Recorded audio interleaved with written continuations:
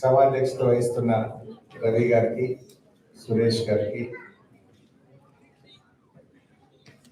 NRI UK విభాగం అధ్యక్షులు నవీన్ రెడ్డి గారికి, గౌరవ అధ్యక్షులు చందు గౌడ్ గారికి, రత్నాకర్ గారికి, vice presidents Hari, Satya and Ravi గారికి, అదేవిధంగా మా సోదరి ఇద్దరు చాలా బాగా మాట్లాడారు, పవిత్ర గారు, సుప్రియ గారు అండ్ వివిధ విభాగాల అధ్యక్షులు, ముఖ్యంగా NRI UK BRS family members అందరికీ నా హృదయపూర్వక నమస్కారాలు.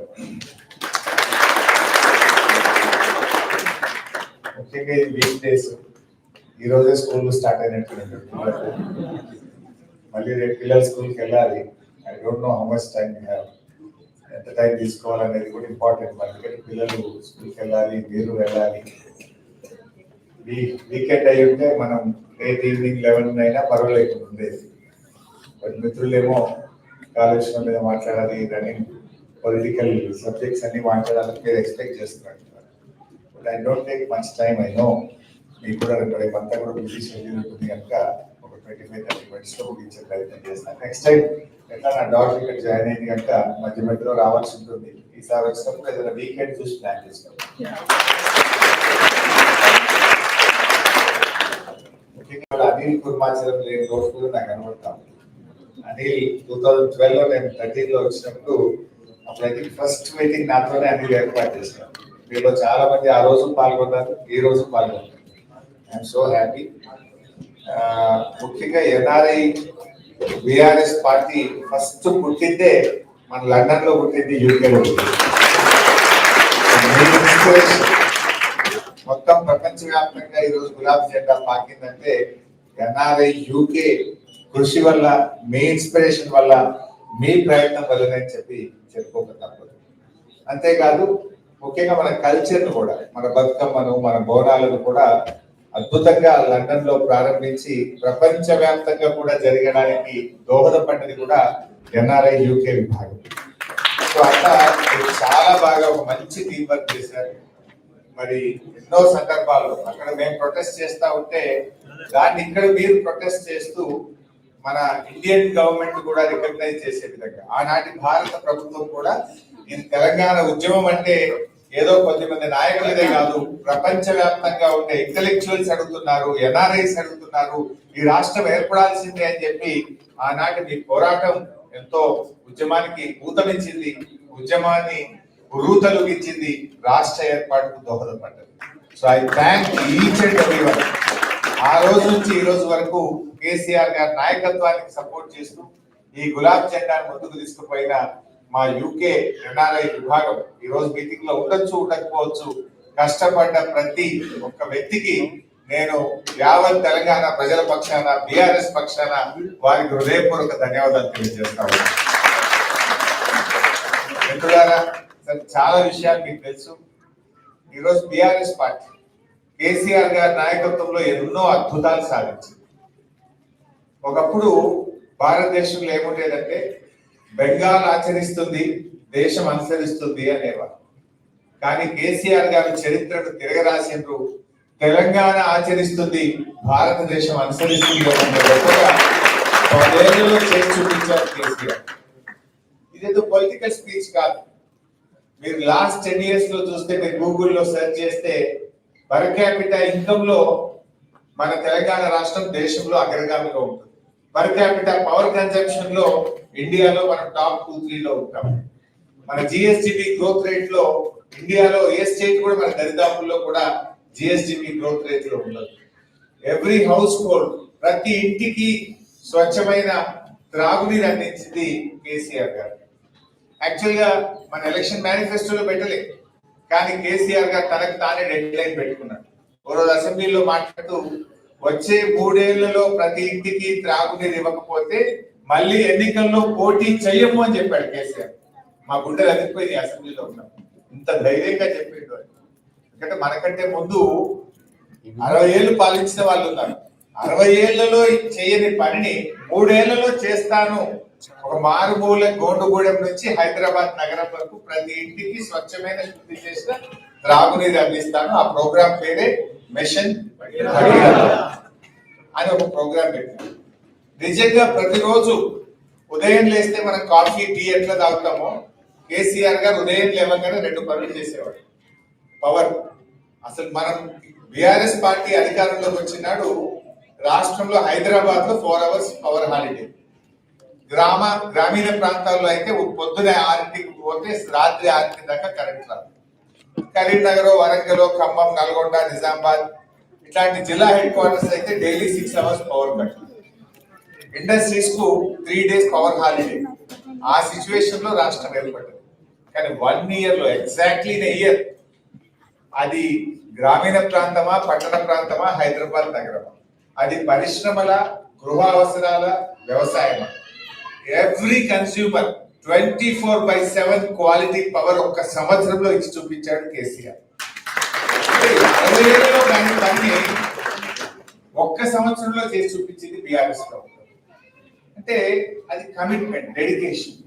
ఉదయాన్నే మనం కాఫీ తాగినట్టు కేసీఆర్ గారు పొద్దున్న లేవగానే ఇలా పవర్ డిమాండ్ ఎంత, ప్రొడక్షన్ ఎంత, what is the gap, how to meet it out, ఎంత పర్చేస్ చేయాలి అవసరమైంది అని ఉదయాన్నే ఫస్ట్ తన ఐప్యాడ్ తీసుకొని పవర్ డిపార్ట్మెంట్ చూసేవారు. దెన్ మిషన్ భగీరథ ప్రోగ్రెస్ చూసేవారు.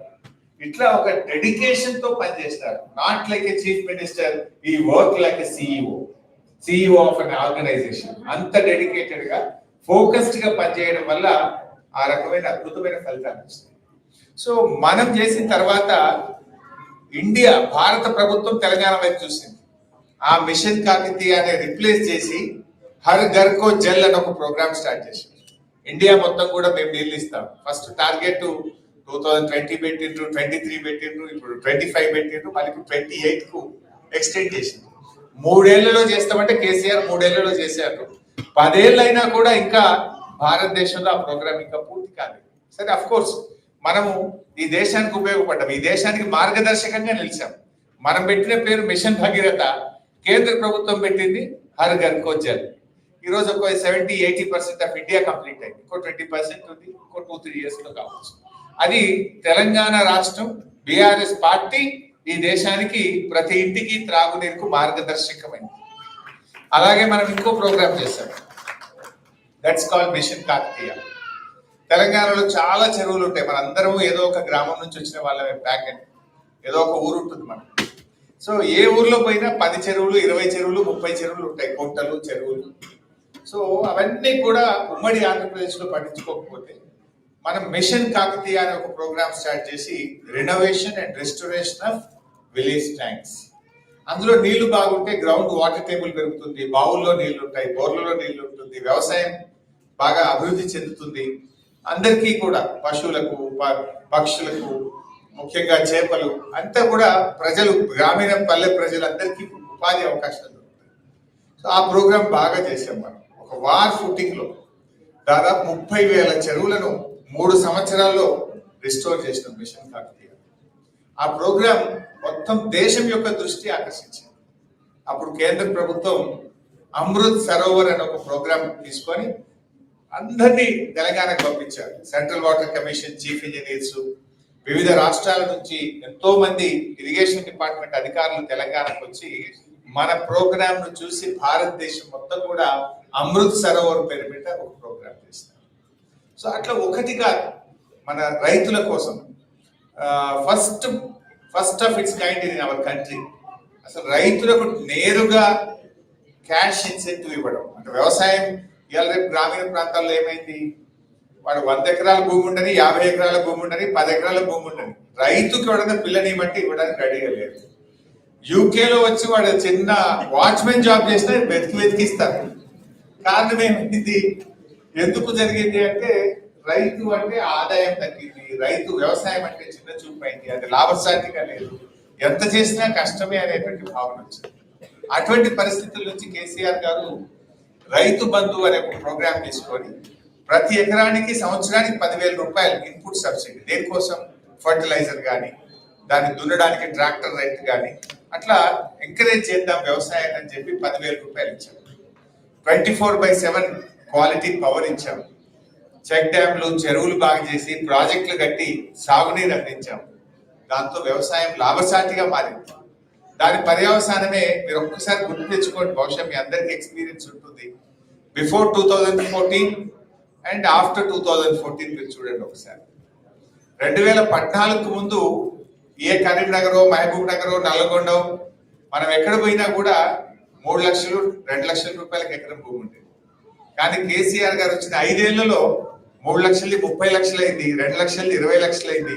అసలు తెలంగాణలో ఎక్కడ కూడా 50 లక్షల్లో భూమి లేకుండా. సో అట్లా రైతు బంధు అనే మనం స్టార్ట్ చేసిన ప్రోగ్రామ్ గవర్నమెంట్ ఆఫ్ ఇండియా కూడా ఆలోచించి ఇది మంచి ప్రోగ్రామ్ అని చెప్పి దాని పేరు మార్చి పిఎం కిసాన్ యోజన పేరు మీద దేశం మొత్తం కూడా రైతు బంధును రిప్లికేట్ చేసినారు. Like that every programme Telangana ఆచరిస్తుంది, భారతదేశం అనుసరిస్తుంది అన్నంత గొప్ప పేరు మన రాష్ట్రానికి. అది విద్యుత్ వినియోగంలో కావచ్చు, కరెంట్ లో కావచ్చు, రోడ్ ట్రాన్స్పోర్ట్ కావచ్చు, డ్రింకింగ్ వాటర్, అంటే ఏ సెక్టర్ తీసుకున్నా కూడా Telangana has become a model. అసలు మన ప్రభుత్వం ఉన్నప్పుడు ఆల్మోస్ట్ ఎవ్రీ మంత్ ఏదో ఒక స్టేట్ నుంచి ఏదో ఒక డెలిగేషన్ వచ్చేది. డ్రింకింగ్ వాటర్ స్టడీ చేసుకోవడానికి, పవర్ సెక్టర్ స్టడీ చేయడానికి, హరితహారం స్టడీ చేయడానికి. యూకేలో మేము నిన్నటి నుంచి తిరుగుతా ఉంటే జస్ట్ అకాడమిక్ గా తెలుసుకుంటున్నాం. ఒక చెట్టుకు కొట్టాలంటే ఎంత కష్టం, ఇక్కడ చెట్లను ఎంత జాగ్రత్తగా చూస్తారు, ఎన్విరాన్మెంట్ ఎంత బాగా ప్రొటెక్ట్ చేస్తారు, ఎన్విరాన్మెంట్ హౌ ఇంపార్టెంట్ హియర్ అనేది నాకు చెప్తా ఉంటారు మన మిత్రులందరూ కూడా. సేమ్ థింగ్ కేసీఆర్ గారు ఆలోచించారు. నో అదర్ చీఫ్ మినిస్టర్ ఇండియాలో ఎవరు చేసి ఉండరు. మన తెలంగాణ రాష్ట్రం ఏర్పడిన తర్వాత 7.7% గ్రీన్ కవర్ పెంచి ఇండియాలో ఫస్ట్ అండ్ నంబర్ 1 స్టేట్ గా తెలంగాణ తీసుకుంది.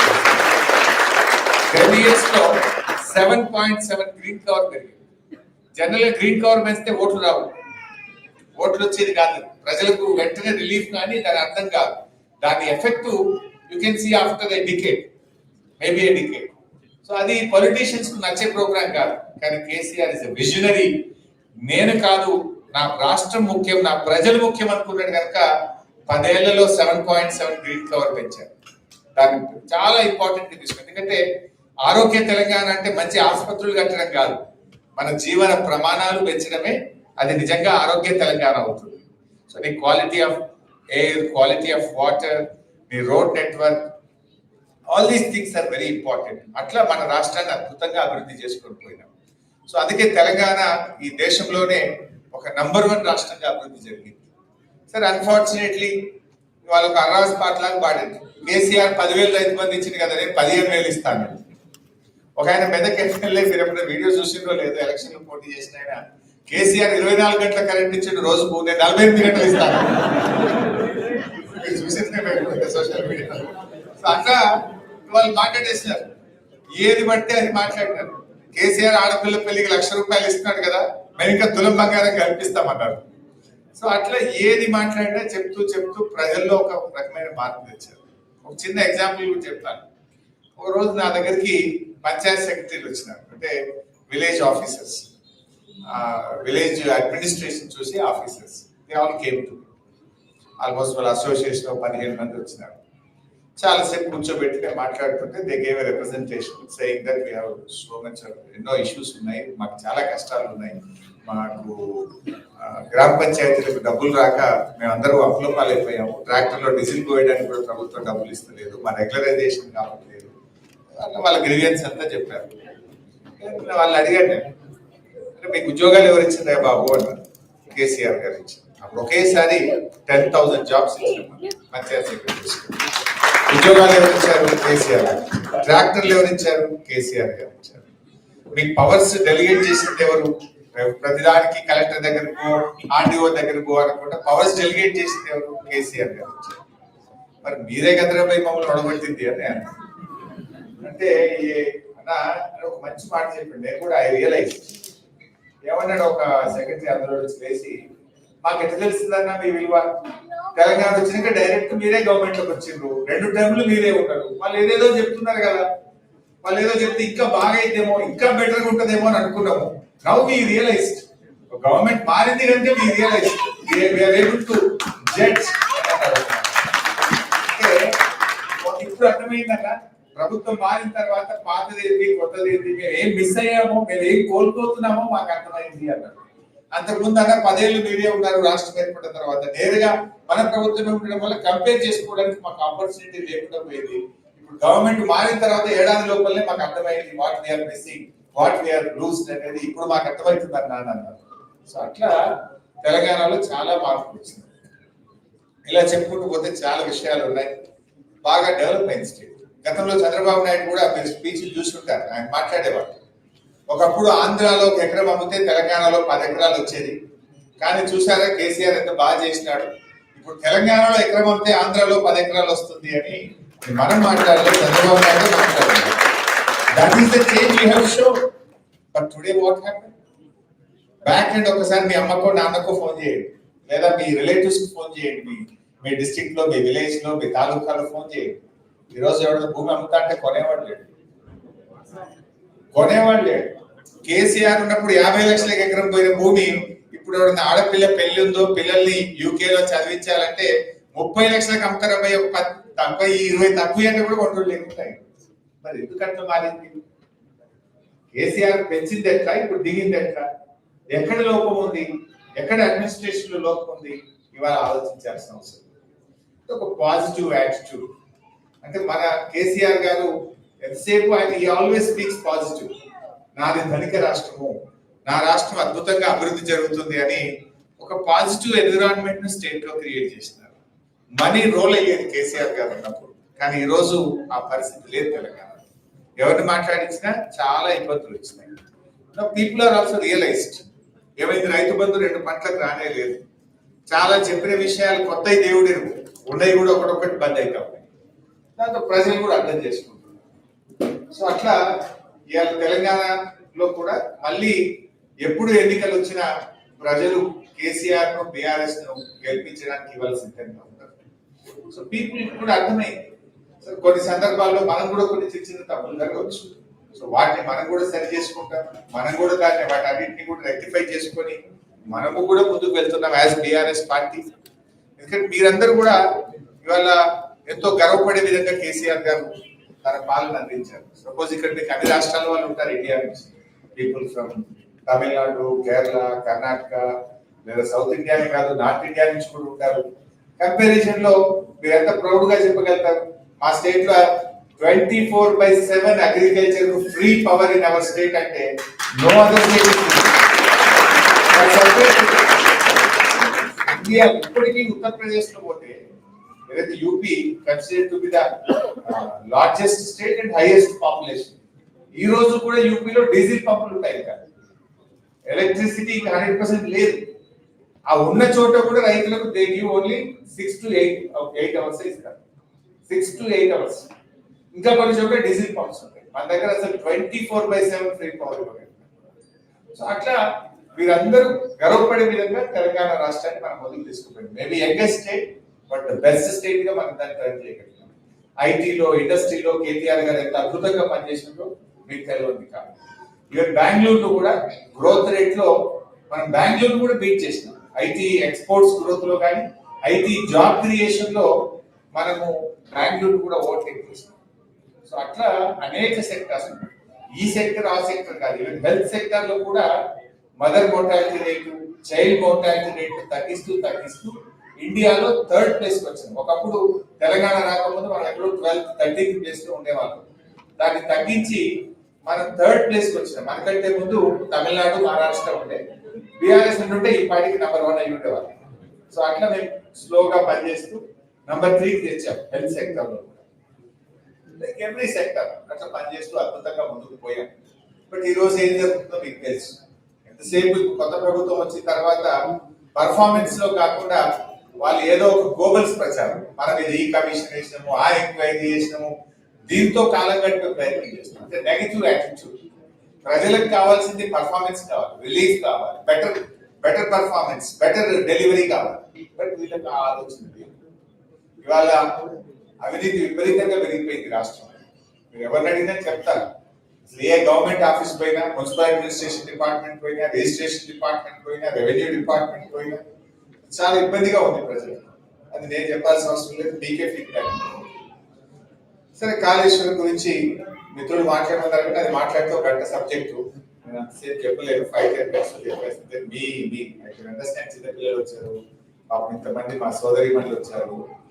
I can't test your patience, so I'll finish in 10 minutes. So Kaleshwaram విషయానికి వచ్చారు. కాళేశ్వరం మీరు పదే వింటారు.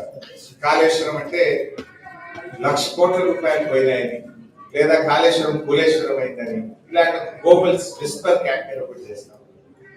యాక్చువల్లీ వాట్ ఈస్ కాళేశ్వరం అంటే, సింపుల్ గా చెప్పాలంటే, కాళేశ్వరం ప్రాజెక్ట్ లో 3 బ్యారేజీలు, 15 రిజర్వాయర్లు, 19 సబ్స్టేషన్లు, 21 పంప్ హౌస్లు, 203 కిలోమీటర్స్ తడలు, 1,531 kilometres gravity canal, 98 kilometers of pressure main, 540 meters of pumping system. All this together is a Kaleshwaram. So, beauty of Kaleshwaram is manchi good year. This year is last year and this year is a very good rainfall. Mana state lo manchi varshapaatam undi. When you have a good rainfall, manaku SRSP nunchi bed baneru, ikkadaithe Sirsila daggara bed baneru untundo, SRSP నుంచి mid Maneru నీళ్ళు వస్తాయి by gravity. You will operate the motors and pumps of Kaleshwaram from Midmaner itself. You don't operate from Elapalli and you don't operate from Kaleshwaram, Medigatta. You will operate from Midmaner itself. And 50% system ఏ నడుస్తుంది. But ayacut 37 lakh acres కు ఆయకట్టు నీళ్ళు వస్తుంది. Good year, average rainfall ఉంది. అప్పుడు ఏమవుతుందంటే we'll operate motors from Yellampalli. మన Kadem reservoir, Adilabad లోని కడెం నుంచి మంచి వరద ఎల్లంపల్లికి వస్తే, ఎల్లంపల్లి నుంచి మోటార్ లాంచ్ చేసుకుంటే మనము కాళేశ్వరం సిస్టమ్ పనిచేస్తుంది.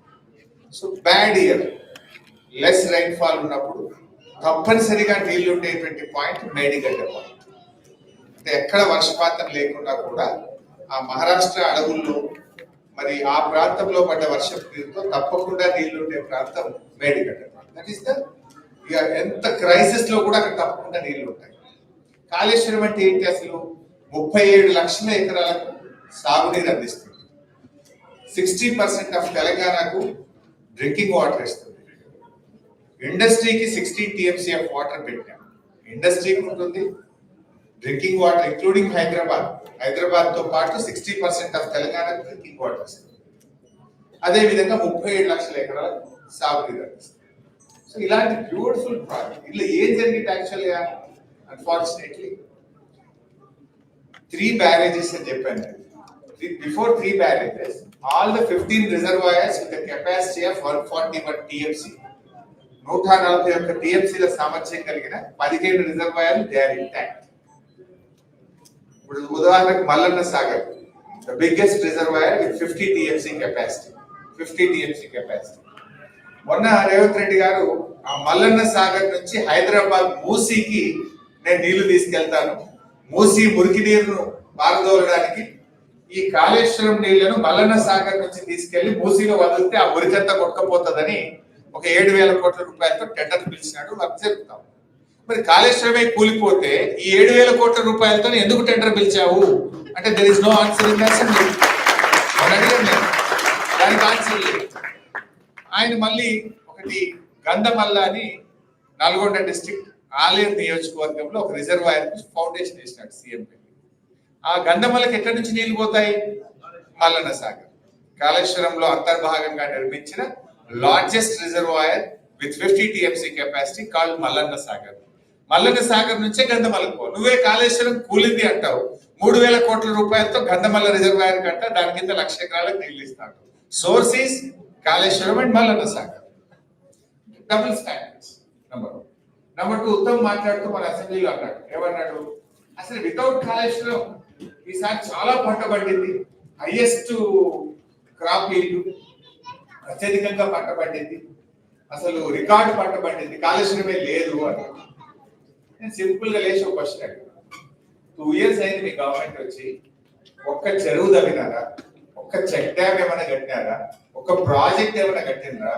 ఒక కాలువ ఏమైనా తవ్వారా? మీ 2 years లో ఒక్క ఎకరానికి ఎక్కడైనా అడిషనల్ గా వాటర్ ఇచ్చారా? ఇస్తే చెప్పు దాని పేరు అన్న. సైలెన్స్. మరి ఒక్క ఎకరానికి నీళ్ళు ఇవ్వలేదు, ఒక ప్రాజెక్ట్ కట్టలే, ఒక చెరువు దవ్వలే, ఒక కాలువ దవ్వలేదు. ఎక్కడి నుంచి పండింది? All this is done by BRS government in the last 2 years. So Kaleshwaram వాడలేదంట. నేను ఇందాక చెప్పినది in a good year will operate pumps and motors from mid-Maner. మనకు బాగా వర్షాలు పడ్డాయి కనుక they have operated from mid-Maner. Medigadda point use చేయలేదు. మిడ్-మానేర్ లో మోటార్ వస్తే మానకొండూరు నియోజకవర్గంలో అన్నపూర్ణ రిజర్వాయర్కి వెళ్తాయి. అన్నపూర్ణలో మోటార్లు వస్తే సిద్దిపేట నియోజకవర్గంలో రంగనాయక్ సాగర్కి వస్తాయి. రంగనాయక్ సాగర్ లో మోటార్లు వస్తే మల్లన్న సాగర్కి వెళ్తాయి. మల్లన్న సాగర్ లో మోటార్ వస్తే కొండపోచమ్మ సాగర్. ఇప్పుడు సిద్దిపేటలో నా కాన్స్టిట్యూన్సీ లో రంగనాయక సాగర్ కింద 1,00,000 ఎకరాల పంట పడుతుంది. బిఫోర్ తెలంగాణ జీరో ఇరిగేషన్ లేదు, నో ఇరిగేషన్ సిస్టమ్. ఈ గవర్నమెంట్ వచ్చినాక గవర్నమెంట్ తరఫున కొండా మినిస్టర్ వచ్చి ఆడ మోటార్ వచ్చి 1,00,000 ఎకరాలకు నీళ్లు విడుదల చేసిన స్టేట్మెంట్ ఇస్తుంది. రేవంత్ రెడ్డి అంటాడు కాళేశ్వరం కూలిపోయింది, 1 ఎకరం వస్తుంది. ఆల్ యాక్చువల్ జరిగింది ఏంటి? నేను చెప్పినట్టుగా all the system is intact. So 3 బ్యారేజీల్లో first barrage call Sundilla, then Annaram, then Medigadda. Sundilla is intact, Annaram is intact. అసెంబ్లీలో కోదండరామ్ గారు క్వశ్చన్ అడిగాడు, మేడిగడ్డ లాగా సుందిల్లా అన్నారం కూడా కూలిపోతాయా అని నిపుణులు చెప్తున్నారా అని అసెంబ్లీలో క్వశ్చన్ అడిగాడు. దెన్ ఉత్తమ్ ఏం చెప్పాడు answer? No, they are perfect, అవి బాగున్నాయి. ఆ తర్వాత వచ్చింది మేడిగడ్డ బ్యారేజ్. మేడిగడ్డలో 84 గేట్స్, 85 పియర్స్, పిల్లర్ల మధ్య ఉండేది gate. There are 7 blocks, 85 piers, 84 gates. So ఈ 84 గేట్స్ ఆర్ ఇంటాక్ట్. 85 పియర్స్ లో 3 పియర్లు కుంగినాయి అంతే. అది సంఖ్య, ఇది కూలి కూడా పోలేదు, కుంగినాయి 3 పిల్లలు కుంగినాయి. Out of 85, out of 84 gates 85 piers. 85 piers లో 3 పియర్స్ కుంగినాయి ఇన్ బ్లాక్ 7. NDSA రిపోర్ట్ అంటే వాట్ NDSA సెడ్? మొత్తం ఆ block 7 out of 7 blocks 6 blocks are intact. Block 7 replace చేసి మళ్ళీ కట్టండి, you can operate the system అని NDSA చెప్పింది. వాడేమంటాడు, దానికి అది చేయకుండా 2 years నుంచి టైం వేస్ట్ చేసి మొత్తం కాళేశ్వరం పోలేదు. ఒక గోబల్స్ ప్రచారానికి పాల్పడతారు. నేను మొన్న అసెంబ్లీలో అడిగిన, మరి మీ కాంగ్రెస్ ప్రభుత్వమే కట్టి కాంగ్రెస్ హయాంలో కూలిన కడెం ప్రాజెక్ట్ సంగతి ఏంటి, ఎల్లంపల్లి ప్రాజెక్ట్ సంగతి ఏంటి, పెద్దవాగు ప్రాజెక్ట్ సంగతి ఏంటి? మొత్తానికి ప్రాజెక్టే వాష్ అవుట్ అయింది. ఇక్కడ project is 99.5% is intact. Only 3 piers has sunk. ఆ 3 పిల్లర్లను 7th block రిప్లేస్ చేస్తే 300-400 కోట్లు అయిపోయే ముచ్చటకు 1,00,000 కోట్లు అని చెప్పి ఒక గ్లోబల్స్ ప్రచారం. In fact the expenditure incurred is only 94,000, 93,850. They say 1,00,000 కోట్ల కుంభకోణం. The expenditure incurred itself, it is 93,850. Out of that, 99.5% is intact. ఈ రకంగా ఇంకా ఎంతకాలం ఇలా చేయగలుగుతారు? ప్రజలేమి ఇన్నోసెంట్ కాదు కదా. నేను ఆయన ఎమ్మెల్సీ నాగేశ్వర్ గారు ఏదో చెప్తా ఉంటే నేను టీవీలో చూస్తా ఉంటే ఆయన మాట్లాడుతూ మాట అన్నాడు. నిన్న నాకు చొప్పదండికి ఒక రైతు ఏదో ఫోన్ చేసినాడు, ఏమయ్యా ఎట్లుంది కాళేశ్వరం గురించి ఏమనుకుంటున్నారు అంటే, ఏమున్నా సార్ నేను నాగలు పెట్టి దుంతా ఉంటే ఆ ఎద్దు తాడు తెగిపోయింది. తాడు తెగిపోతే ఈ తాడు తయారు చేసినోడు ఎవడు, ఈ తాడులో క్వాలిటీ లేదా, ఈ తాడులో లోపం ఉందా అని తిరుగుతారా సార్, ఇంకో తాడు పెట్టి దుంతారా సార్ నేను అన్నాడు.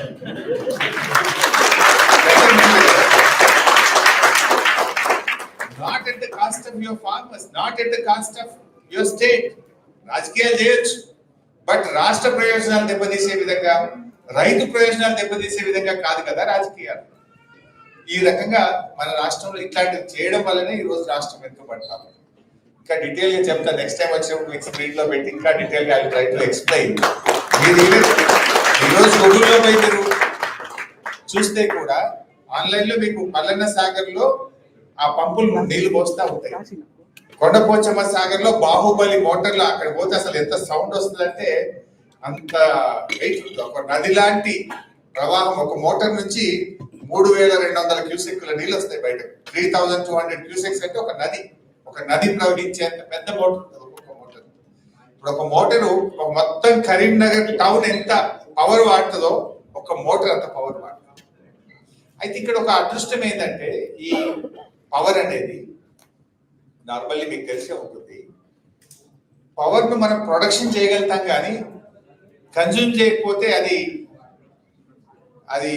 ఇబ్బంది అవుతుంది, గ్రిడ్ కొలాప్స్ అయింది.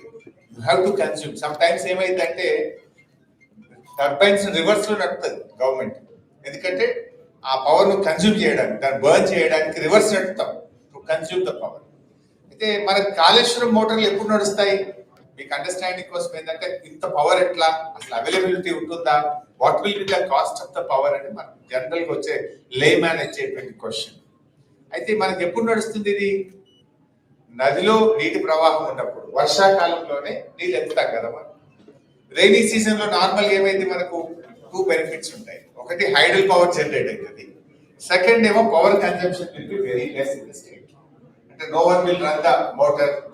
మనకు ఇంట్లో కూడా పవర్ కన్జంప్షన్, ఏసీలు వాడడం, డొమెస్టిక్ యూస్ తగ్గుతుంది అండ్ అగ్రికల్చర్ యూసేజ్ తగ్గుతుంది. On the other hand you will get hydel power. మనకు జూరాలలో హైడల్ పవర్ వస్తుంది, శ్రీశైలంలో హైడల్ పవర్ వస్తుంది, నాగార్జున సాగర్ లో హైడల్ పవర్ వస్తుంది, పులిచింతల్లో హైడల్ పవర్ వస్తుంది. లాట్ ఆఫ్ పవర్ అవైలబిలిటీ ఉంటుంది ఆ టైం. మీకు పవర్ ఎట్లా ఉంటుంది అంటే సమ్మర్ లో పోతే 8 రూపీస్ యూనిట్ ఉంటుంది మన తెలంగాణలో, మన స్టేట్ ఇండియాలో. రైనీ సీజన్ లోకి వస్తే 2 రూపీస్ యూనిట్ దొరుకుతుంది power exchange. And peak hours లో ఈవినింగ్ 6 to 8 6 రూపీస్ ఉంటుంది. డే అంతా 1 రూపీ 2 రూపీస్ పవర్ దొరుకుతుంది. అందువల్ల రైనీ సీజన్ లో మన state install capacity 16,000 megawatts, 16,000 megawatt మన state install capacity. But rainy season లో your power consumption will be around 6,000, 5,000, 7,000. Remaining 10,000 either you will shut down or you will run in the reverse mode. So అట్లాంటి టైంలో మనకు ఈ నీళ్లు తెచ్చి కాళేశ్వరం మోటార్లు నడిపి రిజర్వాయర్లలో నీళ్లు నింపి పెట్టుకుంటాం in a matter of 90 days. 90 రోజుల్లో నింపి పెట్టుకుంటే year long for drinking water, for industrial usage, for agriculture ఆ నీళ్లను వాడుకునే గొప్ప ప్రాజెక్టు కాళేశ్వరం. యాక్చువల్గా ఒక ప్రాజెక్ట్ అంటే ఇండియాలో ఈరోజు decades, you take Narmada project Google చేయండి, ఇంటికి పోయింటారు. 8 సంవత్సరాలు 30 ఏళ్ళు కట్టారు. ఎస్ఆర్ఎస్పి ప్రాజెక్ట్ 25 ఏళ్ళు 30 ఏళ్ళు కట్టారు. శ్రీశైలం, నాగార్జున సాగర్ మీరు గూగుల్ చేయండి, అసలు ఎన్ని సంవత్సరాలు కట్టారు. ఈ మధ్యలో కట్టుకున్నటువంటి పెద్ద పెద్ద ప్రాజెక్ట్స్ చూస్తే అసలు ఇప్పుడు వచ్చిన ఎన్విరాన్మెంటల్ లాస్, ఇప్పుడు ఉన్నటువంటి ల్యాండ్ అక్విజిషన్ కంపల్సరీ ప్రొసీజర్స్ వల్ల ఇట్ ఈస్ టేకింగ్ డికేట్స్. వేరాజ్ మనము 4.5 సంవత్సరాల్లో కట్టాము అంత పెద్ద ప్రాజెక్ట్. ప్రాజెక్ట్ అంటే 1,00,000 ఎకరాలకు నీళ్ళు ఇచ్చేది ప్రాజెక్టే అంటారు ఇండియా. 50,000 ఎకరాలకు ఇచ్చేది ప్రాజెక్టే అంటారు. 2,00,000 ఎకరాలకు ఇచ్చేది ప్రాజెక్టే అంటారు. కానీ Kaleshwaram 37 lakh acres mega project. And ఇందులో ఒక్కొక్కటి ఒక ప్రాజెక్ట్ కదా. ఇప్పుడు Kondapochamma Sagar is a project, Mallanna Sagar is a project, Ranganayaka Sagar is a project, bed Maner is a project, Annapurna is a project. Like ఇట్లా ఎన్నో ప్రాజెక్టుల సమూహం కాళేశ్వరం. అందులో నేను చెప్పిన 100 కాంపోనెంట్లలో ఒక కాంపోనెంట్ మేడిగడ్డ. ఆ కాంపోనెంట్ లో దేర్ ఆర్ 7 బ్లాక్స్. ఆ 7 బ్లాక్స్ లో ఒక బ్లాక్ లో 3 పిఎస్ మాత్రమే ఉండినాయి. బట్ వాళ్ళు ఏం చెప్తున్నారు, మీరు అర్థం చేసుకుంటారు. సో ఇట్లాంటి దుష్ప్రచారం. ప్రజలకు కావాల్సింది ఒక ప్రభుత్వం. సరే అధికారంలో రావడానికంటే మా మీద బుర్ర చల్లినాం, ఏదో అబద్ధాలు చెప్పినాం, సరే గెలిచినాం. గెలిచిన తర్వాత కూడా అదే రాజకీయం. నువ్వు పర్ఫార్మ్ నావు, అది చేయట్లేదు. వాళ్ళు డెలివరీ లేదు, పర్ఫార్మెన్స్ లేదు. They understood they can't deliver. వాళ్ళు చేసిన తప్పుడు చర్యల వల్ల, పిచ్చి పనుల వల్ల ఎకానమీ స్లో డౌన్ అయింది. హైదరాబాద్ లో రియల్ ఎస్టేట్ కుప్పకూలిపోయింది. మీ ఎన్ఆర్ఐ కూడా ఇప్పుడు ఆడ ఫ్లాట్ ఉండాలంటే ఆలోచిస్తుంది. హైడ్రానట, ఇంకేదోనట భయపెట్టేసింది రేవంత్ రెడ్డి. భయపడిందా లేదా? 4 సార్లు ఆలోచిస్తుంది. ఏమో రేట్స్ పెరుగుతలేవు, ఇంకా తగ్గుతున్నాయి కదా, ఇంకా కొద్దిగా తగ్గుతాయేమో చూద్దాం, ఇంకా తగ్గుతాయేమో చూద్దాం అని ఊళ్ళో ఉంటారా లేదా? ఏమో బాగా దగ్గర అంటే ఇంకేమైనా దగ్గరగా పొందామా, ఇంకేమైనా దగ్గరగా పొందామా అనే మోడల్ వచ్చింది. సో అది గవర్నమెంట్ యొక్క నెగటివ్ యాటిట్యూడ్ వల్ల ఇవాళ తెలంగాణ రాష్ట్రం వెనుకడుగు పడతాం. ప్రజలు ఆలోచనలో పడ్డారు, ప్రజలు రియలైజ్ అయినారు. డెఫినెట్ గా రేపు మళ్ళీ వచ్చేది బిఆర్ఎస్ గవర్నమెంట్ బొమ్మాటికి మళ్ళీ మీ యొక్క నైతిక మద్దతు, ఎన్ఆర్ఐల యొక్క సహకారం ఎప్పటికి కూడా మర్చిపోలేము. ఇంకా భవిష్యత్తులో నిన్న మా నవీన్ అడిగిండు, అన్న మా ఎన్ఆర్ఐల గురించి ఏమైనా ఆలోచిస్తారా అన్నాడు. తప్పకుండా ఆలోచిస్తాం నవీన్. మొన్న కొద్ది అవకాశాలు తీసుకున్నాం కానీ భవిష్యత్తులో ఎన్ఆర్ఐ లీగ్స్ కూడా ఇంకా అన్ని రకాలుగా రాజకీయంగా ఇష్టపడే వాళ్ళు, రాజకీయంగా ఇంకా ఏ రంగాల్లో ఇష్టపడే వాళ్ళు మీ మద్దతు టీఆర్ఎస్ పార్టీ ఎంతో ఉపయోగం. దయచేసి బ్యాక్ ఎండ్ లో ఫోన్ లో మాట్లాడినప్పుడు కానీ యూరియా కష్టాలు చూస్తున్నారు, ఏమంటున్నారో మీరు చూసుకుంటారు. 10 ఏళ్లలో అసలు యూరియా బస్తా కోసం ఎవరు ఇవాళ అసలు రాత్రి 12 గంటలకు లైన్ లో నిల్చుంటున్నారు, చెప్పులు లైన్ లో పెట్టుకున్నారు, పాస్బుక్ లైన్ లో పెట్టే పరిస్థితి వచ్చేసి. అంటే అది గవర్నెన్స్ ఫెయిల్యూర్. 10 years లాంటి ప్రాబ్లం ఇప్పుడే ఎందుకు రావాలి? లాస్ట్ 10 years లో అంతకుముందు ఉండేది. మరి బిఆర్ఎస్ గవర్నెన్స్ లో ఒక ఫస్ట్ ఇయర్ ఒక ప్రాబ్లం, సెకండ్ ఇయర్ అని కూడా సెట్ చేసుకున్నాం. Why not? ఎందుకు దాన్ని కంటిన్యూ చేయలేకపోతున్నాం? మన గవర్నమెంట్ టైం లేదనుకుంటున్నాను మాట్లాడుతున్నాను. సరే, థ్యాంక్ యూ వెరీ మచ్. నేను మీ అందరి యొక్క నైతిక మద్దతుకు హృదయపూర్వక ధన్యవాదాలు తెలియజేస్తూ, మీ సహకారం ఎప్పుడు ఇదే విధంగా కొనసాగాలని, మీ అందరి గౌరవం పార్టీ ఎప్పుడు మీకు అండదండగా ఉంటుంది. ఎప్పుడు మీరు మన స్టేట్కి వచ్చినా, ఇండియాకి వచ్చినా, ఏ రకమైన సహకారం కావాలన్నా our doors are open. We are with you. Thank you very much.